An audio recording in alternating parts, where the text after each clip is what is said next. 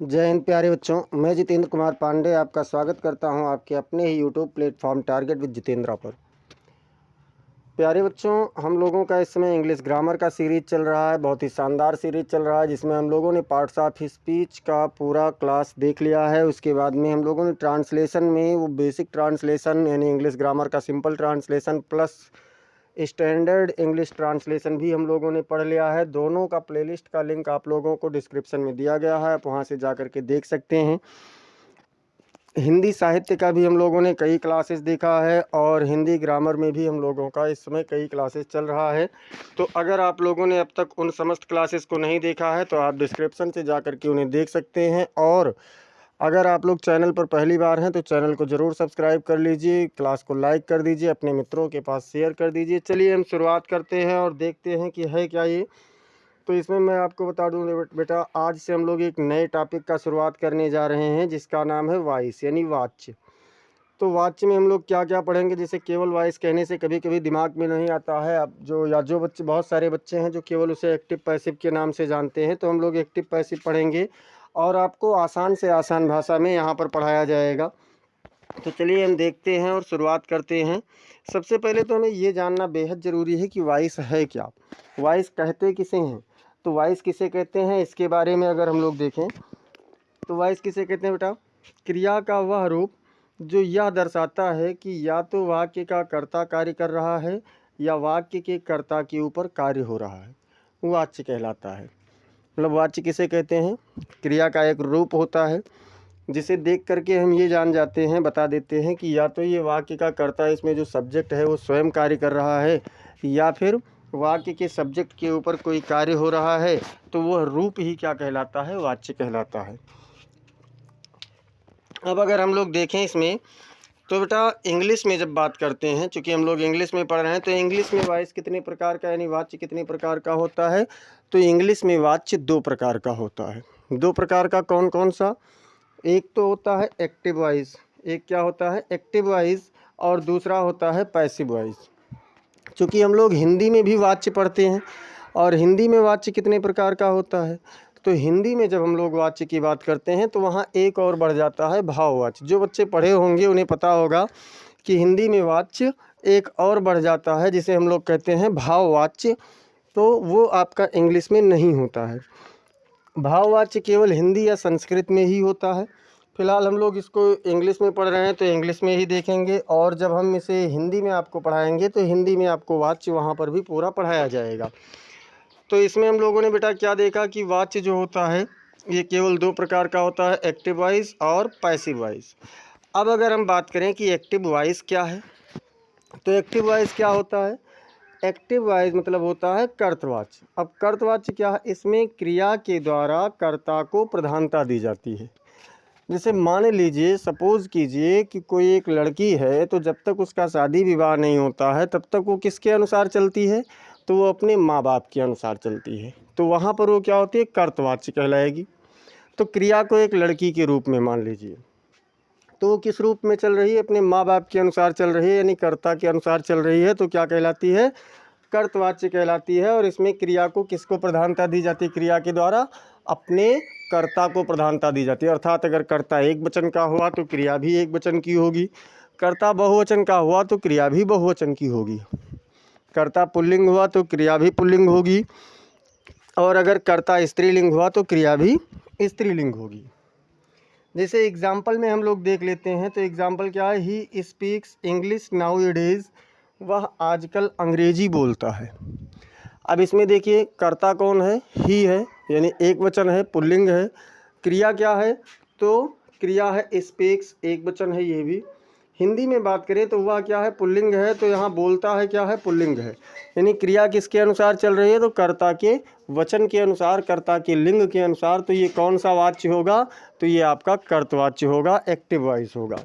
अब इसके बाद में अगर हम लोग देखें अगला, तो दूसरा नंबर क्या है बेटा, तो दूसरा नंबर हम लोगों का है पैसिव वॉइस।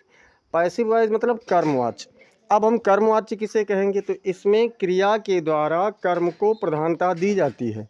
क्रिया के द्वारा किसे प्रधानता दी जाएगी, कर्म को। मतलब अब समझ लीजिए कि अभी जो मैंने कहा था कि क्रिया को एक लड़की मान करके चलिए, तो जब क्रिया जो लड़की है उसकी अगर शादी विवाह हो गया तो अपने ससुराल वालों के अनुसार चलेगी, मतलब अपने कर्म के अनुसार चलेगी। अब कर्म अगर एक वचन का हुआ तो क्रिया एक वचन का होगा, कर्म अगर बहुवचन का हुआ तो क्रिया भी बहुवचन की होगी, कर्म पुल्लिंग हुआ तो क्रिया भी पुल्लिंग, और अगर कर्म स्त्रीलिंग हुआ तो क्रिया भी स्त्रीलिंग का होगा। मतलब आप इसमें जो ऑब्जेक्ट है वो जैसा होगा उसकी क्रिया उसी प्रकार से उस वाक्य की क्रिया भी बदल जाएगी। तो वो क्या कहलाता है? भाव कर्मवाच्य कहलाता है। अब अगर हम बात करें एग्जाम्पल का, तो इसमें देखिए उसी वाक्य का मैंने बताया है कि English is spoken by him now A days. मतलब क्या हुआ कि उसके द्वारा आजकल अंग्रेजी बोली जाती है। अब देखिए यहाँ पर इंग्लिश की बात हुई, इंग्लिश एक वचन है तो इज के साथ स्पोकन लगा, इज एक वचन का क्रिया लगा। अगर हम बात करें अंग्रेजी की, तो अंग्रेजी हिंदी में भाषाएं जो होती हैं वो अक्सर स्त्रीलिंग होती हैं, तो इसलिए यहाँ पर क्या कहा गया? बोली जाती है, बोला जाता है नहीं, बोली जाती है। तो आशा है अब तक आप लोगों को एक्टिव वॉइस और पैसिव वॉइस से संबंधित जो अंतर है या जो परिभाषा है ये आपको समझ में आ गया होगा। अब हम लोग चलते हैं इसमें। अच्छा, भाववाच्य क्या है? थोड़ा सा ऐसे मौखिक ही समझ लीजिए। भाववाच्य में क्या होता है? अगर मान लीजिए हम वहाँ पर क्रिया को लड़की ही माने, तो कुछ लड़कियाँ ऐसी भी होती हैं जो ना अपने माँ बाप का कहना मानती हैं और ना ही अपने ससुराल वालों का कहना मानती हैं, अपने मनमानी कार्य करती हैं। तो भाववाच्य में बेटा क्रिया स्वतंत्र हो जाती है। हालांकि उसको आप लोगों को बताया जाएगा जब वहाँ पर वो क्रिया उसमें स्वतंत्र हो जाती है, अपने मनमाने रूप में चलती है, एक ही रूप उसका होता है, उसी रूप में चलती है। फिलहाल अब यहाँ पर हम लोग देखेंगे इंग्लिश वाला अभी चल रहे हैं, तो इसी में एक्टिव वॉइस में 12 टेंसेज होते हैं। एक्टिव वॉइस में कितने टेंस होते हैं? 12। अब 12 कौन कौन से हैं ये आप लोग जानते हैं, फिर भी एक बार रिकॉल कर लेते हैं। जैसे present indefinite, present continuous, present perfect tense, present perfect continuous. ऐसे ही पास्ट का भी 4 होता है, past indefinite, past continuous, past perfect tense और पास्ट परफेक्ट कंटीन्यूअस टेंस। और ऐसे ही फ्यूचर में भी होता है, मतलब future indefinite tense, future continuous tense, future perfect tense, future perfect continuous tense. तो कुल मिलाकर के एक्टिव वॉइस में कितने टेंसेज होते हैं? तो 12। जबकि पैसिव वॉइस केवल 8 टेंसेस की बनती है। पैसिव कितने की बनती है? 8 की। देखिए ज़बरदस्ती बनाने वाले में इन चारों का भी बना दिया जाता है, और वो ज़बरदस्ती वाला तरीका मैं भी आपको बता दूंगा कि कैसे बनाया जाता है। मतलब जो मॉडर्न ज़बरदस्ती का मतलब कह सकते हैं मॉडर्न इंग्लिश ग्रामर में, तो मॉडर्न इंग्लिश ग्रामर में इन चारों का भी बनता है। तो पहले हम लोग जो हमारा परंपरागत है यानी कि एंशिएंट है, हम लोग उसको रेगुलर पढ़ लेते हैं, रेगुलर इंग्लिश ग्रामर को हम लोग देखते हैं, तो उसके अनुसार 8 टेंस की पैसिव बनती है, तो उनको देख लेते हैं। और जिन 4 टेंसेस की पैसिव नहीं बनती है वह निम्न है। कौन कौन है भैया? जो 4 नहीं बनते हैं वे कौन कौन से हैं? तो एक तो है प्रेजेंट परफेक्ट कंटीन्यूअस टेंस, इसकी पैसिव नहीं बनती है। दूसरा कौन सा है? तो पास्ट परफेक्ट कंटीन्यूअस टेंस है, इसकी भी पैसिव नहीं बनती है। तीसरा कौन सा है? तो तीसरा है फ्यूचर कंटीन्यूअस टेंस, इसकी भी पैसिव नहीं बनती है। और चौथा है फ्यूचर परफेक्ट कंटीन्यूअस टेंस, इसकी भी पैसिव वाइज नहीं बनती है। यानी इन 4 टेंसेस की पैसिव वाइज बिल्कुल भी नहीं बनती है। आज हम लोग बेटा इस वाक्य में केवल हम लोग आज रूल्स को पढ़ेंगे। केवल क्या पढ़ेंगे? रूल्स को पढ़ेंगे। और इसका जो हमारा व्यायाम मतलब और एक्सरसाइज है या टेंस वाइज, एक एक टेंस वाइज, ये हम लोग अगले दिन से पढ़ना शुरू करेंगे। तो चलिए देखते हैं एक्टिव वॉइस से पैसिव वॉइस बनाने के प्रमुख नियम। मतलब एक्टिव वॉइस से पैसिव वॉइस बनाने का कोई तो रूल होगा ना, ऐसे तो है नहीं कि जो मन हो जहाँ पर इच्छा हो वो वहाँ पर हम सेट कर दें। तो एक्टिव से पैसिव बनाने के प्रमुख नियम क्या क्या हैं इनको देखते हैं। एक्टिव वॉइस के सब्जेक्ट को ऑब्जेक्ट के स्थान पर तथा ऑब्जेक्ट को सब्जेक्ट के स्थान पर लिखते हैं। जब हम पैसिव बना रहे होते हैं तो क्या करते हैं? एक्टिव वॉइस के सब्जेक्ट को ऑब्जेक्ट के स्थान पर कर देंगे और ऑब्जेक्ट को क्या करेंगे? सब्जेक्ट के स्थान पर ले आएंगे। तो ये हमारा क्या होगा? एक्टिव वॉइस से पैसिव वॉइस में बनाने का पहला नियम होगा। दूसरा नियम क्या कह रहा है कि सभी वाक्यों में वर्ब की थर्ड फॉर्म का प्रयोग करते हैं। मतलब टेंस आपका चाहे जो भी हो, चाहे प्रेजेंट इंडेफिनिट टेंस हो, चाहे प्रेजेंट परफेक्ट टेंस हो, चाहे प्रेजेंट कंटीन्यूअस टेंस हो, चाहे जो भी टेंस हो, सब में कौन सा फॉर्म लगेगा? तो वर्ब की थर्ड फॉर्म ही लगाया जाएगा। चाहे जो भी टेंस हो, पैसिव अगर बन रहा है तो वर्ब की थर्ड फॉर्म ही लगेगा। अब देखते हैं तो तीसरा नियम क्या कह रहा है कि पैसिव वॉइस के ऑब्जेक्ट से पहले बाई का प्रयोग करते हैं। पैसिव वॉइस के ऑब्जेक्ट से पहले किसका प्रयोग करेंगे? तो बाई का प्रयोग करेंगे। लेकिन यदि वाक्य की क्रिया निम्न में से हो तो उसके अनुसार प्रीपोजिशन का प्रयोग करते हैं। अगर मान लीजिए वाक्य की जो क्रिया है अगर वो इनमें से कोई है जो यहाँ नीचे लिखा गया है तो उसके अनुसार प्रीपोजिशन लगेगा। जैसे मान लो अगर वाक्य की क्रिया नो है, नो मीन्स जानना वाला, तो उसके लिए साथ में प्रीपोजिशन कौन सा लगेगा? तब बाई नहीं लगेगा, तब टू लगेगा। क्या लगेगा बेटा? तब टू लगेगा, तब वहाँ पर बाई का प्रयोग नहीं होगा। अगर मान लीजिए सरप्राइज है, एस्टोनिश है या फिर अमेज है। अच्छा एक चीज़ और ध्यान दीजिए, सरप्राइज, एस्टोनिश और अमेज इन तीनों का एक ही अर्थ होता है और वो कौन सा अर्थ होता है? आश्चर्यचकित होना। तो इसके साथ में कौन सा प्रीपोजिशन लगेगा? बाई के स्थान पर एट का प्रयोग होगा, तब यहाँ पर बाई का प्रयोग नहीं होगा। फिर क्या है? इंटरेस्ट है। इंटरेस्ट मतलब रुचि होना। इंटरेस्ट का मतलब क्या होता है? रुचि होना। तो इसके साथ में कौन सा प्रीपोजिशन लगता है? इन का प्रयोग होता है। और अगर हम बात करें सफोकेट, सफोकेट मतलब क्या होता है? दम घुटना या गला घोंटना। एग्री मतलब क्या होता है? सहमत होना। कवर मतलब ढका होना। और सेटिस्फाइड मतलब संतुष्ट होना। इन सब के साथ में प्रीपोजिशन लगेगा विथ। कौन सा प्रीपोजिशन? तो विथ का प्रयोग किया जाएगा। इत्यादि मतलब और भी वर्ब हैं लेकिन इतने प्रमुख हैं, तो इनके अनुसार हमें प्रीपोजिशन लगाना है। तब ध्यान रखना है कि तब हमें वहाँ पर बाई का प्रयोग बिल्कुल भी नहीं करना है। अगर वहाँ पर हम बाई का प्रयोग कर दिए तो वो हमारा गलत हो जाएगा।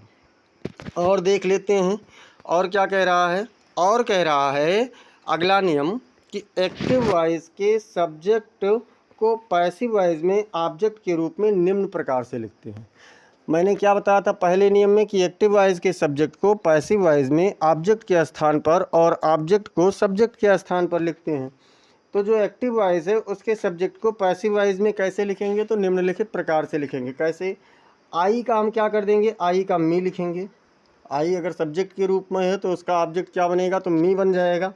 वी है अगर सब्जेक्ट के रूप में तो उसका ऑब्जेक्ट क्या बनेगा? तो अस बन जाएगा। यू है, अब यूज का सब्जेक्ट और ऑब्जेक्ट दोनों एक ही होता है। ही को क्या लिख देंगे? तो हिम लिख देंगे। सी को हर लिख देंगे।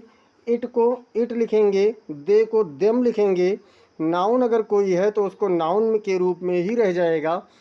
अब समवन है, एवरीबडी है, नो वन है, नन है, नोबडी है। ठीक है, नो वन है, नन है, नोबडी है, या फिर समबडी है, एवरीवन है। तो इन सबको क्या करेंगे बेटा? इन सबको हटा देंगे। इन सबको क्या करेंगे?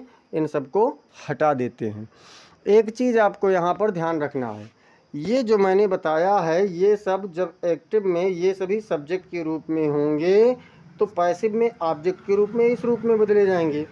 लेकिन अगर पैसिव में ये सभी, एक्टिव में अगर ये सभी ऑब्जेक्ट के रूप में है तो जब ये सब्जेक्ट के स्थान पर आएंगे पैसिव में तो ये इस रूप में, इधर वाले रूप में बदले जाएंगे। आपको दोनों को ध्यान रखना है। तो आशा है यहाँ तक आपको समझ में आया होगा। और देखते हैं, और एक बहुत ही महत्वपूर्ण चीज़ है, बहुत ही महत्वपूर्ण नियम है, हम उसे देखेंगे। उसे क्या देखेंगे कि जिन वाक्यों में वर्ब का ऑब्जेक्ट नहीं होता है, जिन वाक्यों में वर्ब का ऑब्जेक्ट नहीं होता है अर्थात इंट्रांजिटिव वर्ब होता है यानी अकर्मक क्रिया होती है, उनकी पैसिव नहीं बनती है। तो उन वाक्यों की पैसिव बिल्कुल भी नहीं बनेगी। यानी कि पैसिव बनाने के लिए वर्ब का ऑब्जेक्ट होना अनिवार्य है, वर्ब जो है उसका ट्रांजिटिव वर्ब होना अनिवार्य है। ये चीज़ आप लोग समझ गए होंगे और बेहतर ढंग से समझ गए होंगे, आशा है। अब ये आज हम लोगों का आज तक का प्रमुख नियम था। प्रमुख नियम मतलब जो सभी टेंस में लागू होंगे। अब इसके लिए कोई विशेष स्ट्रक्चर वगैरह जो कुछ है ये सब हम लोग अगली क्लास में देखेंगे।